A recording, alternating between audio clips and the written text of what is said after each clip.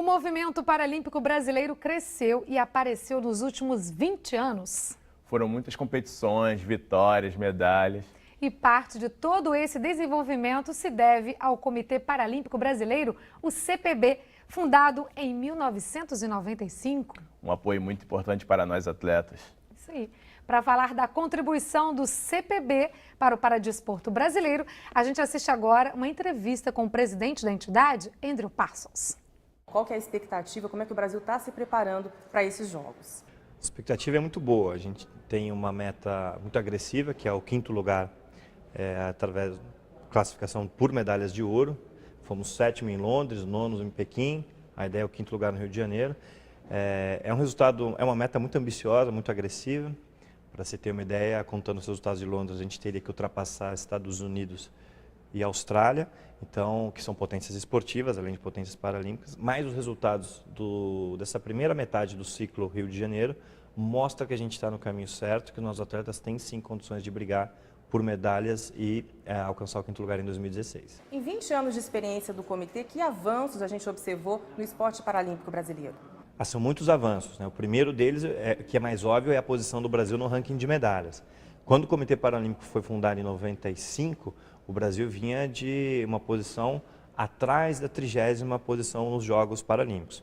E nós tivemos uma evolução muito grande, passando pelo 24º lugar em Sydney, 14º em Atenas, o 9º em Pequim, o 7º em Londres e entrando com muita chance de conquistar nossa meta, que é o 5º lugar em 2016. Então esse é o resultado talvez mais visível.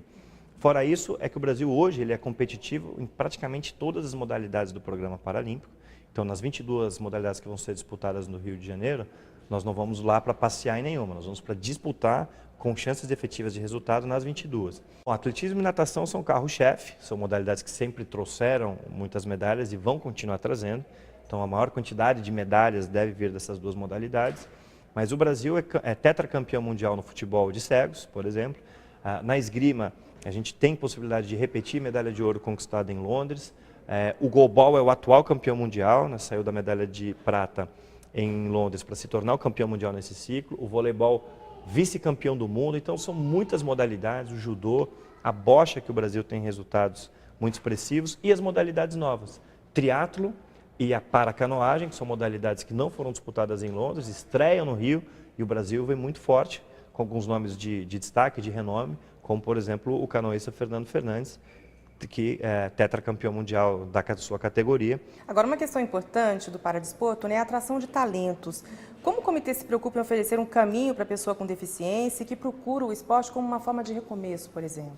O nosso modelo de desenvolvimento esportivo, a gente chama, é um apelido que a gente deu, a gente chama de teia de aranha, porque são vários programas e projetos entrelaçados que criam um caminho para o atleta. Então, desde que o atleta está na idade escolar, que ele se descobre uma pessoa com deficiência, ou se ele nasce com uma deficiência, passando por esporte escolar, divisões de base, categoria adulto, até a seleção brasileira e mais alto rendimento, existe um caminho claro para o atleta paralímpico. Ele entra no sistema paralímpico hoje sabendo qual o caminho que ele pode percorrer até uma Paralimpíada, por exemplo.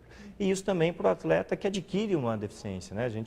Isso acontece no esporte paralímpico. A gente tem atletas novatos que têm 30 anos de idade, que são aqueles que se acidentam ou tem um acidente de carro, ou tem uma queda, enfim, ou que adquirem uma doença já na idade adulta e por isso adquirem uma deficiência. Então, existe um caminho muito claro para o atleta paralímpico brasileiro hoje se desenvolver. E isso é fundamental, dá ao atleta uma perspectiva, ele sabe que depende dele ter uma melhor condição de treinamento, porque cada degrau que ele vai galgando, nós conseguimos oferecer a ele um nível melhor de treinamento.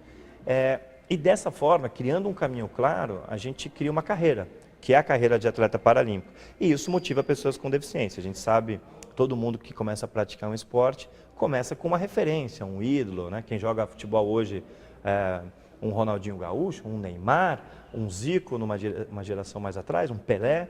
E isso em todas as modalidades, um Guga no tênis, um Ayrton Senna no automobilismo, com o atleta paralímpico não é diferente. Então, quando uma criança com deficiência, um jovem com deficiência, pensa em Clodoaldo Silva, pensa em Terezinha Guilhermino, Daniel Dias, André Brasil, Alá Fonteles, ele percebe que é uma carreira possível, que depende só dele. Claro que nem todos vão chegar. O esporte paralímpico de altíssimo rendimento é para poucos, como o esporte olímpico é para poucos. Então, o CPB faz sua parte na sua missão, digamos assim, social, de oferecer perspectivas as pessoas com deficiência, aquelas que não são atletas, na criação de ídolos, na criação de programas esportivos em parceria com municípios, com estados, que a gente também faz, programas esses que vão ter como alvo o cidadão daquela cidade, o cidadão daquele estado, não necessariamente alguém que esteja visando a Paralimpíada. Bom, muito obrigada por essa entrevista e boa sorte para a gente, né?